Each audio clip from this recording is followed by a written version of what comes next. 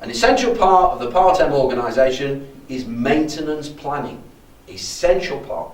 Because in maintenance planning are ensuring that the aircraft remains fully compliant with all the requirements that are placed on it. And as we understand, the certificate of airworthiness is actually dependent on the maintenance of the aeroplane being performed correctly in accordance with the program. If the program is not up to date, the certificate of airworthiness may actually be invalidated. We could finish up with an aeroplane grounded. I have seen exactly this in Western Europe. A few years ago, the regulator visited an airline to look at the records, and they found so many problems that the regulator said to the airline, your aeroplanes are grounded until you can demonstrate your records and your maintenance planning program is correct. You can't demonstrate now. So therefore, you're grounded. And the regulator said, you call us when you're ready. And you can imagine what happened. It was pandemonium. And it took them maybe 3 or 4 weeks to fix everything. They couldn't call the regulator back and still have problems, so they knew that they had to fix it. And it took them, as I say, 3 or 4 weeks to fix it, and to then call the regulator back, and the regulator said, okay, you can start flying again. Imagine the cost. Imagine how much that cost to have all them aeroplanes sitting on the ground but still be paying for them. The role of maintenance planning is many and varied, can contribute to significant savings within the operation process if accomplished effectively. What do we mean by significant savings? We want to use planning to make sure that the maintenance we perform on the aircraft is the best maintenance product that we can deliver consistent within the operational needs of the aeroplane and the organisation. Let me give you an example. An aeroplane the size of a 767. It comes in for a maintenance check, and you remove from the back of the aeroplane, inside the cabin, you remove all the galleys and all the lavatories because you're going to do an inspection. And you perform this inspection, and the inspection is a visual inspection, and it takes you, let's say, 45 minutes to do the inspection. How long will it take you to prepare? Removing all the galleys, all the toilets.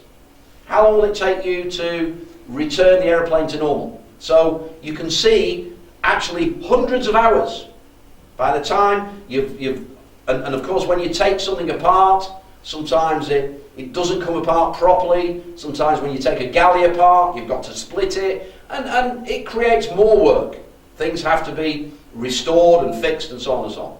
So hundreds of hours to do a 1-hour inspection. And then guess what? The following year, there is another task card in the same place. And the question was, why didn't you do that task card last year? It wasn't due.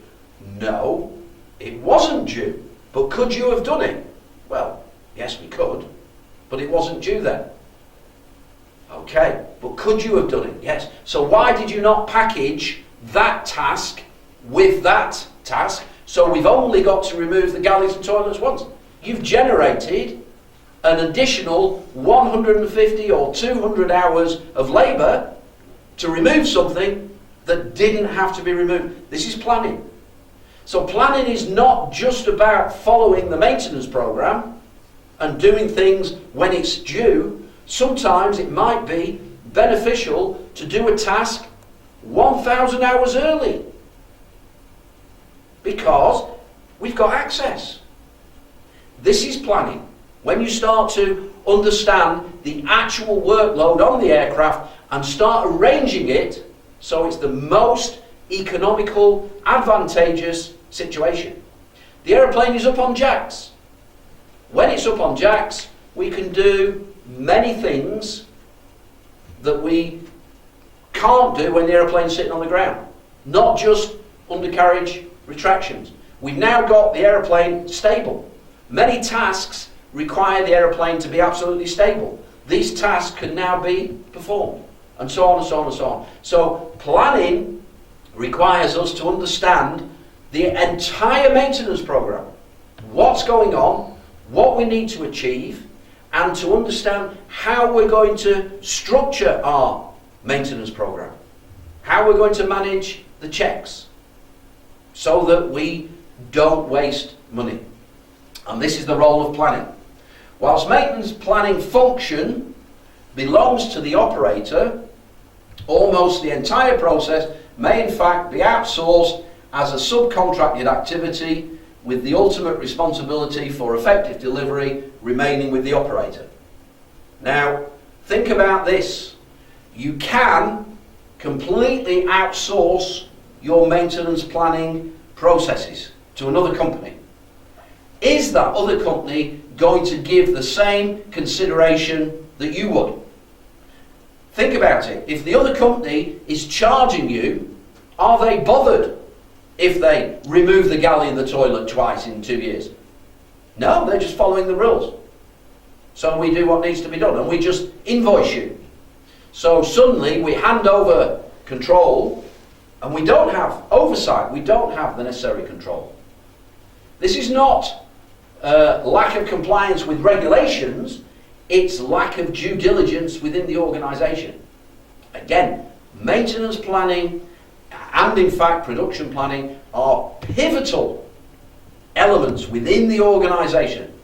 Absolutely pivotal. And so many organisations don't give them the credit they deserve. It's an expensive oversight, let's put it like this.